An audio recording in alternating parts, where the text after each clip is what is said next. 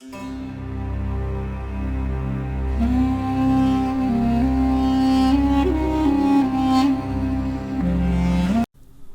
वालेकुम प्यारे दोस्तों, हम अपने चैनल इस्लामिक टीचर में आप सबको खुशामदीद कहते हैं।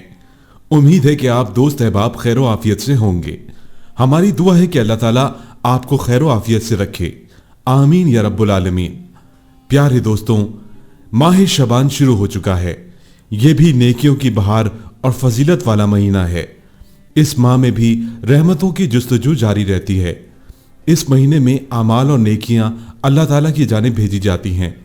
चुनांचे उसामा बिन ज़ैद रज़ियल्लाहु ताला अन्हु कहते हैं कि मैंने अर्ज किया, अल्लाह के रसूल सल्लल्लाहु अलैहि वसल्लम, मैं आपको इतने रोज़े किसी और महीने में रखते हुए नहीं देखा जितने आप माह शबान में रखते हैं।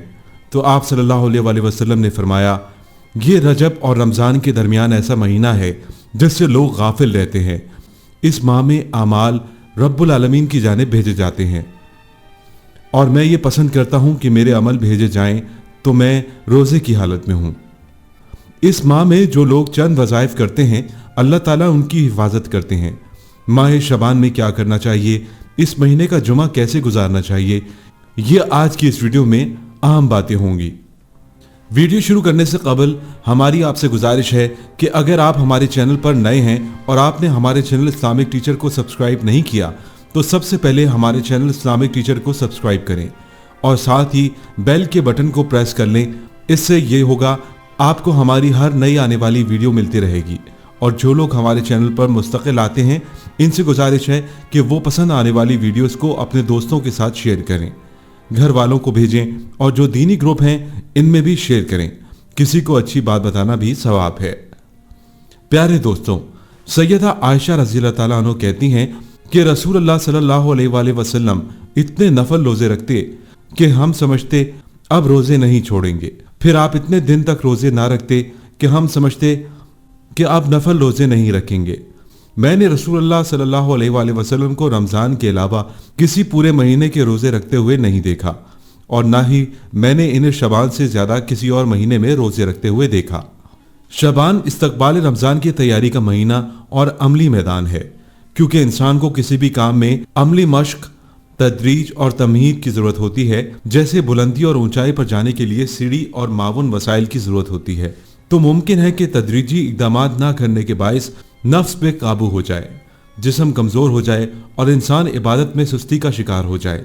इस तरह इंसान इबादत की लज्जत से महरूम हो जाएगा और इबादत की वजह से पेश आने वाली तंगी बर्दाश्त नहीं कर पाएगा। और ऐसा भी मुमकिन है कि तसलसल के साथ इबादत ना कर पाए और इस तरह वो बहुत ज्यादा खैर भलाई से महरूम हो जाए।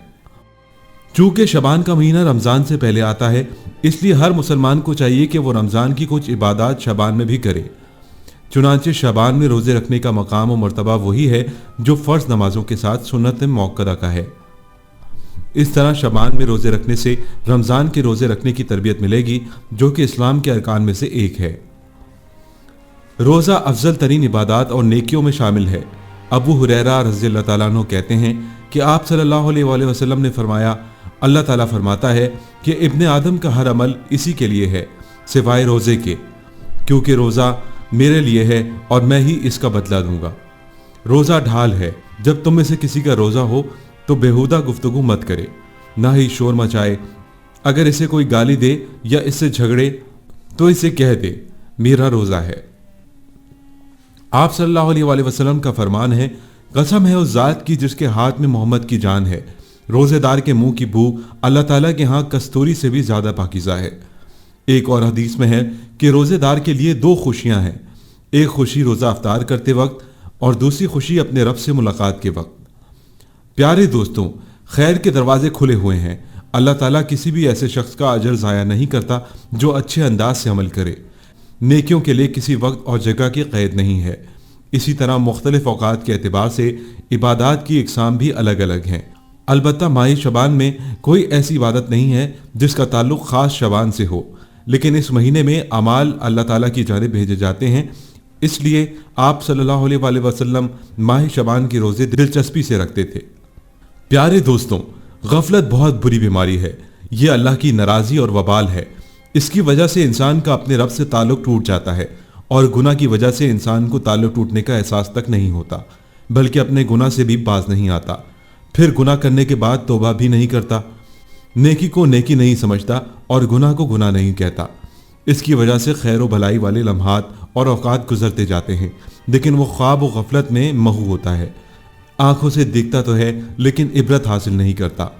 इसे नसीहत तो की जाती है लेकिन बाज नहीं आता। इसे याद दहानी करवाई जाती है लेकिन वो याद नहीं करता।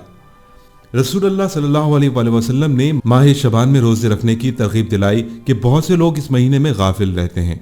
इसलिए आप सल्लल्लाहु अलैहि वसल्लम ने फरमाया, ये रजब और रमज़ान के दरमियान ऐसा महीना है जिससे लोग गाफिल रहते हैं। अपनी खैर ख्वाही चाहने वाले उम्मीदों को कम कर, गफलत से बेदार होकर मौत आने से पहले पहले हिसाब की तैयारी कर। तर्जुमा: और अपने आप को उन लोगों के साथ ही मुतमईन रखिए जो सुबह और शाम अपने परवरदिगार को पुकारते हैं और इसकी रजा चाहते हैं।